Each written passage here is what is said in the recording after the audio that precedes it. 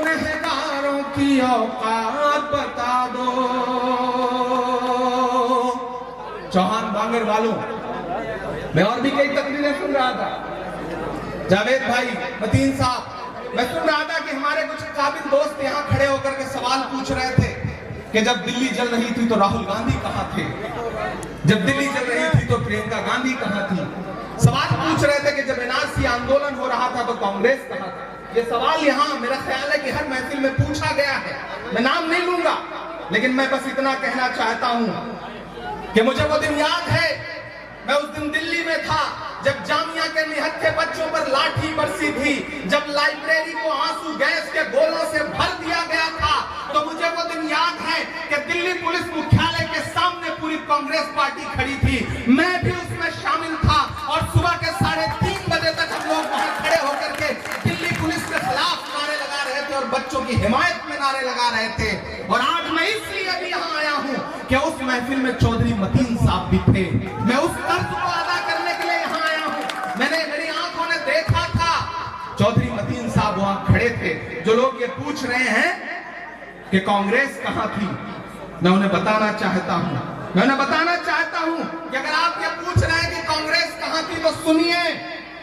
जब उत्तर प्रदेश में 21 नौजवानों के सीनों पे सीधे गोलियां मरवाई उत्तर प्रदेश की पुलिस ने सीए एनआरसी आंदोलन के दौरान, तो उस दूसरी सुबह जो थी बिजनौर के अनस और सुलेमान नाम के 2 नौजवान बेटे जब शहीद हुए, शहीद 21 हुए पूरे उत्तर प्रदेश में, तो सबसे पहले बिजनौर के उन 2 शहीद बेटे अनस और सुलेमान की माओ के आंसू पोंछने के लिए अपने घर से कौन वहां पहुंचा था जानते हो?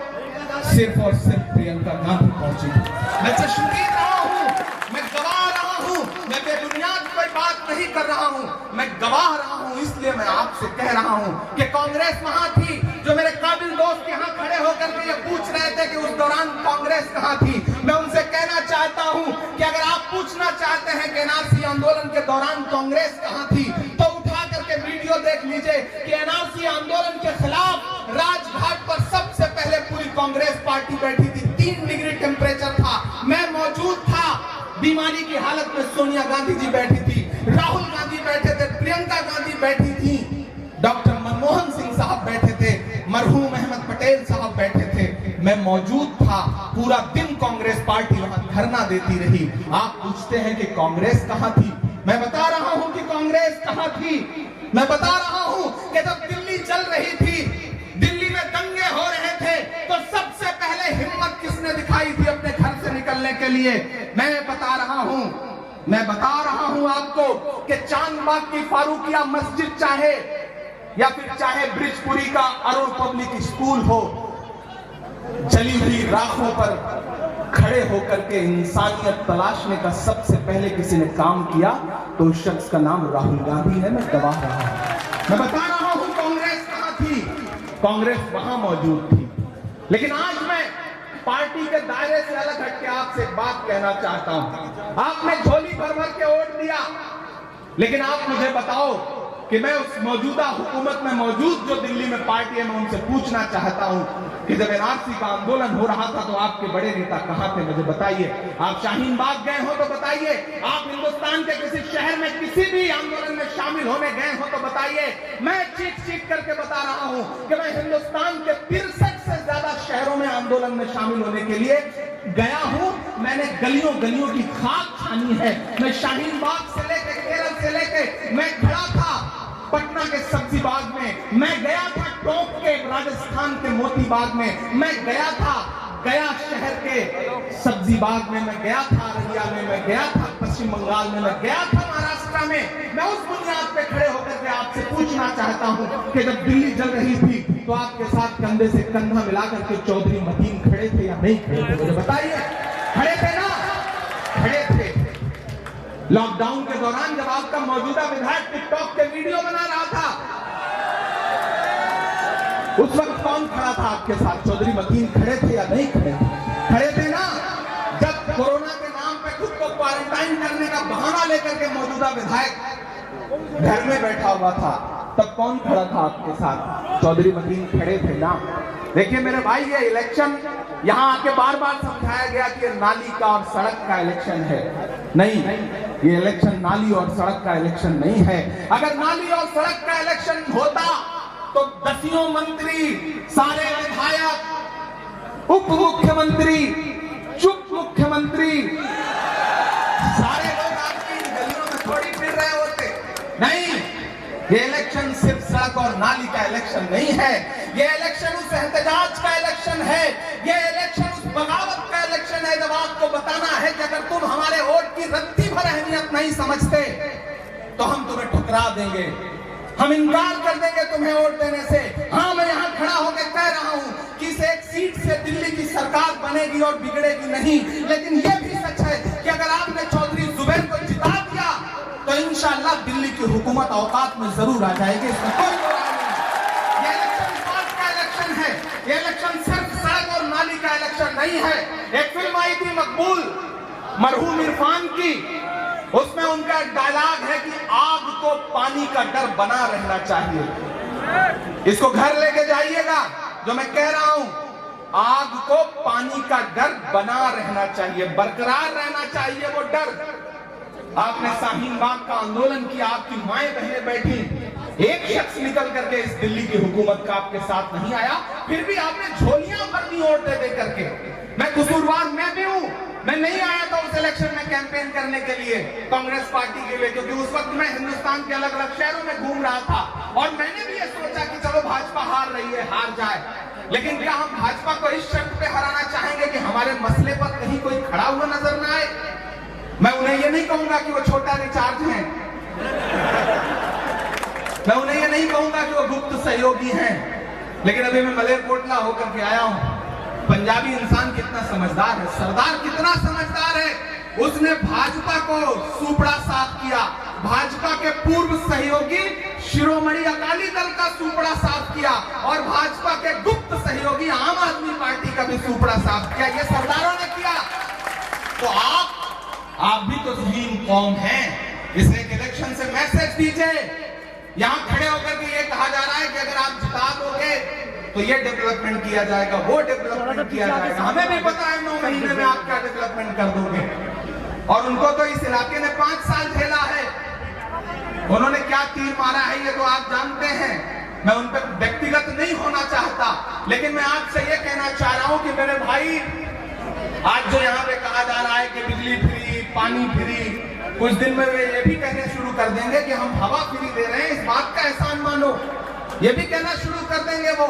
इसलिए मेरे भाई, ये इलेक्शन उस बगावत का इलेक्शन है जब हमारी नई नस्लें 28 तारीख को ईवीएम पे बटन जब दबाएंगी तो ये सोच के दबाएंगी कि नहीं, तुम हमारी नस्लों के साथ नहीं खड़े हुए, तुम दंगे में हमारे जलते हुए घरों के साथ नहीं खड़े हुए, तो हम तुम्हारे साथ नहीं खड़े हैं। और मैं वादा करता हूं कि अगर आपने ये संदेशा दे दिया तो इंशाअल्लाह खुमार और उतरेगा। आज जरा सी आहट हुई है, मैं कल से देख रहा हूं कि जब से मुझे आना था सोशल मीडिया पे ट्रोलिंग हो रही है और सुबह से ये बताया जाने लगा कि नहीं मरकज खोल दिया गया है, मरकज से केस वापस लिया जाने लगा है। सोचो, जरा सी आहट मिली है चौधरी जुबैर के जीतने की तो ये हालत है कि मरकज के दरवाजे खुल रहे हैं, केस वापस लेने की बात हो रही है। अगर आपने चौधरी जुबैर को जिता दिया तब सोचिए क्या करेंगे, फिर इन्हीं गलियों में फिरते हुए नाली साफ करते हुए नजर आएंगे, ये वादा है। तो इसलिए कभी कभी रिवर्स ताकत दिखानी चाहिए, कभी कभी मैंने कहा ना, आग को पानी का डर बना रहना चाहिए। आप पानी है तो आपको बताओ कि बहुत मत भड़को, बहुत मत शोला बन जाओ। हम वो हैं जो बुझा भी सकते हैं, मुर्दा लोहे को भी औजार बनाने वाले, अपने आंसू को भी हथियार बनाने वाले। हमको बेकार समझती है सियासत, लेकिन हम हैं इस सूबे की सरकार बनाने वाले।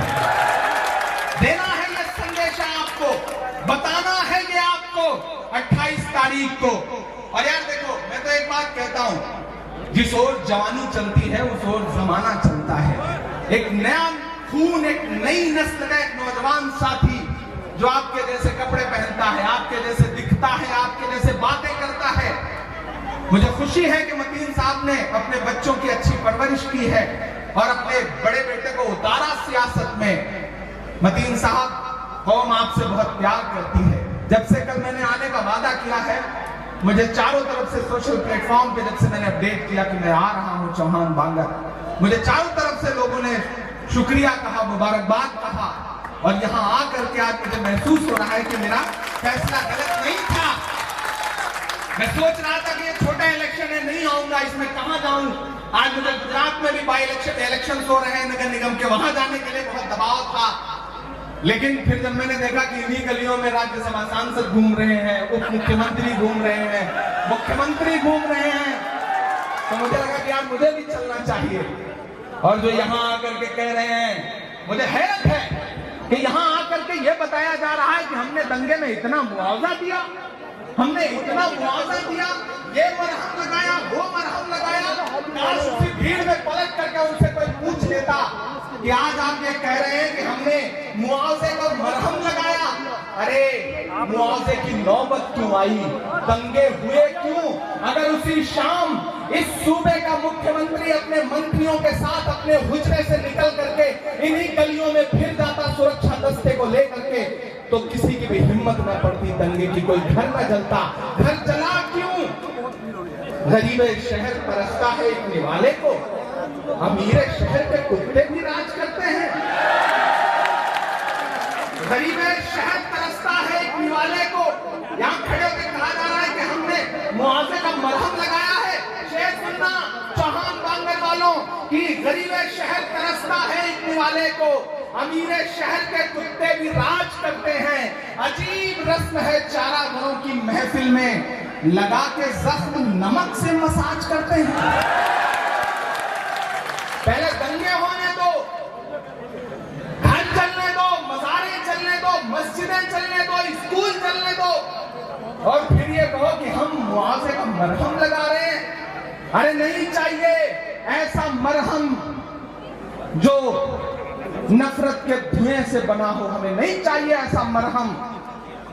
हम वो हैं जो हवाओं का रुख बदलने वाले लोग हैं, हम बदल देंगे हवा का रुख। और आज जब मैंने उनको घूमते हुए देखा तो मेरा मन हुआ कि जब मैं चौहान बांगर जाऊं तो एक शेर पढ़ूं, और वो शेर आपकी तालियों के शोर के साथ मुख्यमंत्री आवास तक जाएगा ना।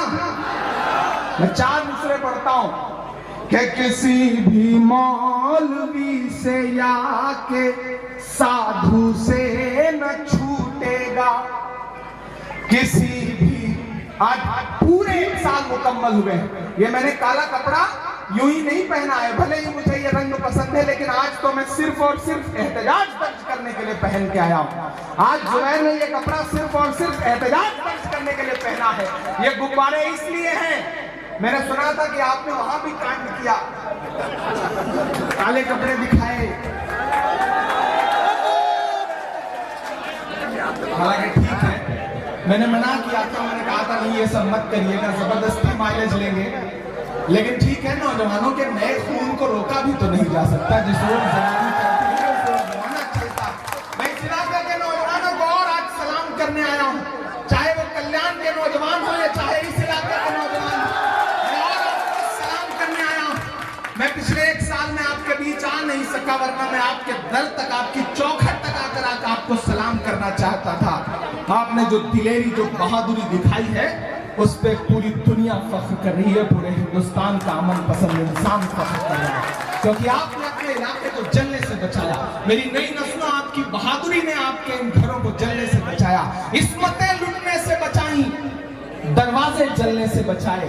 तब मैं यहाँ खड़ा होकर ये मिसरे पढ़ रहा हूँ कि किसी भी मौलवी से या के साधु से न छूटेगा, मदारी के किसी करतब से जादू से न छूटेगा, मदारी के किसी करतब से जादू से न छूटेगा।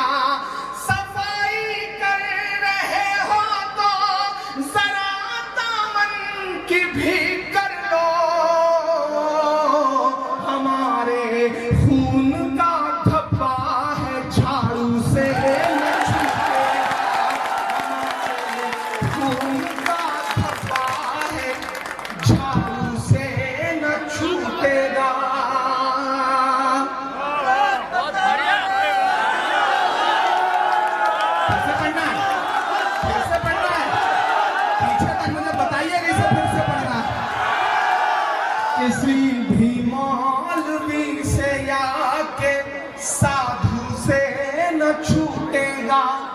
मदारी के किसी करतब से, जैसे ही मदारी लफ्ज आया चचा बड़ा मुस्कुरा रहे हैं, समझदार आदमी है। मदारी के किसी करतब से जादू से न छूटेगा, सफाई कर रहे हो तो जरा दामन की भी कर लो, हमारे खून का धब्बा है झाड़ू से न छूटेगा, हमारे खून का धब्बा है झाड़ू से न छूटेगा। बड़े प्यारे साथी अली मेहंदी साहब यहाँ मौजूद हैं। यहाँ तमाम ऐसे चेहरे हैं मैं जिन्हें पहचानता हूँ, जानता हूँ। देखिए, मैं आपके जोश और आपके जुनून को देख करके खुद ही फैसला नहीं कर पा रहा हूँ कि आपसे कहना क्या है। आप तो सब समझे समझाए हैं, आपने तो जहन बना रखा है। आपका जोश, आपका जुनून देख करके ये खुद लग रहा है कि आप तो पहले से इस मूड में है कि एक तरफा फैसला करना है।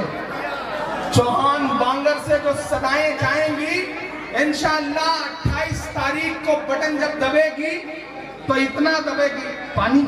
पानी मत पीजिए, मैं तो आया ही हूँ पानी पिलाने के लिए, मैं पानी पीऊंगा। आप इतनी बटन दबाएंगे। और यहाँ बहुत सारे दोस्त हैं, मुझे उनसे दो बातें कहनी है, एक शिकायत भी करनी है। वो शिकायत ये है कि आप जब सुबह चाय की दुकान पर बैठते हैं तो कैंडिडेट को जिता भी देते हैं 5 मिनट में और हरा भी देते हैं, और शाम को जब पीरियड है कि कौन जाए यार, जुबैर तो जीत ही रहा है, कौन जाए लाइन में लगने के लिए। बड़ी तादाद में माएं बहनें अपने घरों में बैठ करके मुझे सुन रही हैं। जुबैर मेरी उम्र के हैं, मेरे हमउम्र हैं, और जब तक माओं की दुआएं हम बच्चों के सर पर नहीं आएंगे तब तक हम इस इलेक्शन को नहीं जीत सकते। मैं खुसूसी तौर पर उन माओं बहनों से भी कहना चाहता हूं, क्योंकि जब मैंने अपनी जिंदगी में मुशायरे में शुरुआत की थी तो सबसे पहले मैंने एक शेर पढ़ा था कि अपने शहर की ताजा हवा लेके चला हूं, हर दर्द की यारों में दम। अच्छा, तरन्नुम में पढ़ना पड़ेगा। अपने शहर की ताजा हवा लेके चला हूं, हर दर्द की यारों में दवा लेके चला हूँ, मुझको यकीन है कि रहूंगा मैं कामयाब, रहूंगा मैं कामयाब, मुझको यकीन है कि रहूंगा मैं कामयाब, क्योंकि मैं घर से माँ की दुआ लेके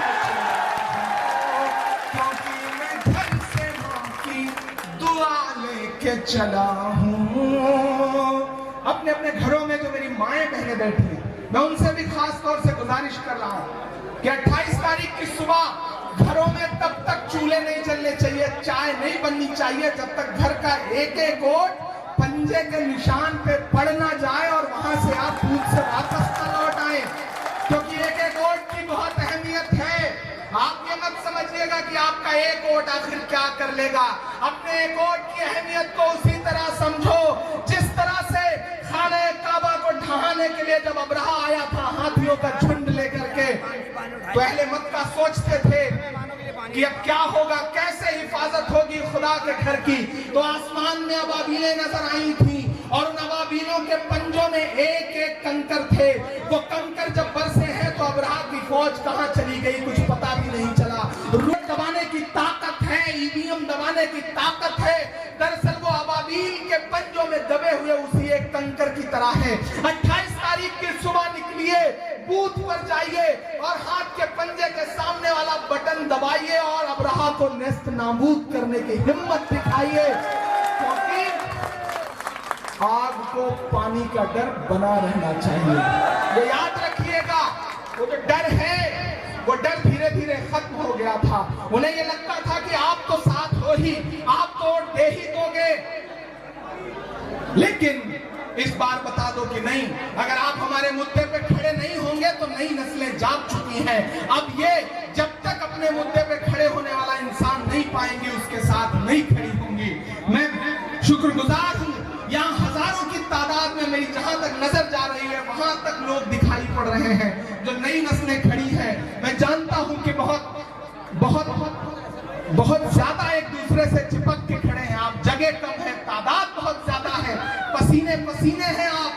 लेकिन आप देखिए मैं भी पसीने पसीने हूँ, आपकी मोहब्बत में यहाँ खड़ा हूँ। नया पाने की चाहत में पुराना छूट जाता है, तुझे अपनाऊं तो मुझसे जमाना रूठ जाता है। मोहब्बत मोहब्बत मोहब्बत पढ़ने लिखने में बहुत आसान है, लेकिन मोहब्बत को निभाने में पसीना छूट जाता है। मैं आपकी मोहब्बत निभा रहा हूँ, इंशाअल्लाह आप मेरी मोहब्बत निभाएंगे। 28 तारीख को मुझे मायूस नहीं करेंगे इंशाअल्लाह। मुझे पूरा यकीन है कि आप मुझे मायूस नहीं करेंगे। मैंने कहा ना, मैं चौधरी मतीन साहब के इलेक्शन में नहीं आ पाया था, मेरे सर पे कर्ज था वो। हालांकि अब मुझे लगता है कि काश मैं आया होता, लेकिन मैं उस कर्ज को उतारने के लिए आज जुबैर के लिए आया हूँ। वालिद के छोड़े गए काम को पूरा करने का जिम्मा जो है वो बेटे पर होता है, और बेटा लायक हो तो इंशाअल्लाह वो वालिद के काम को आगे बढ़ाता है।